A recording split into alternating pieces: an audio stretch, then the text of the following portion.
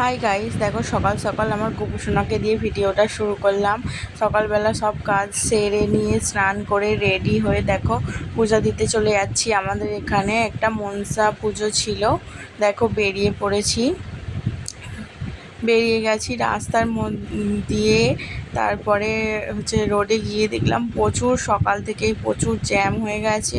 দেখো রাস্তা দুই ধারেই সকালবেলা সব গাছ বসা শুরু হয়ে গেছে। দেখো সব গাছ বসেছে, প্রচুর ভিড় হয় এই মেলাটায়।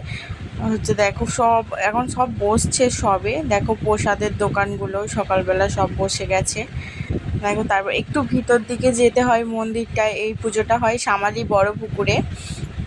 দেখো ফুল ফল সব কিছুই দোকান বসে। দেখো আমি ফুল কিনে নেব, ফুল কিনে নিলাম, পদ্ম কিনলাম, একটা জবা ফুলের মালা নিয়ে শাঁখা সিঁদুর সব কিছু নিয়ে ডালাটা সাজিয়ে নিয়েছি। নেওয়ার পর এবার পুজোর লাইনে দাঁড়িয়ে পড়েছিলাম। দেখো অনেকটাই লাইন পড়েছিল। তারপর ফাইনালি পুজোটা দেওয়া কমপ্লিট করে ধূপ মোমবাতি জ্বাললাম। ধূপ মোমবাতি বাইরে জ্বালতে হয়, মন্দিরের ভিতরে জ্বালতে দেয় না।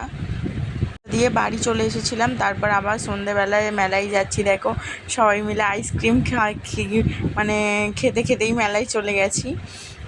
দেখো এখানে গাছ বসেছে। তারপর দেখো বাচ্চাদের সব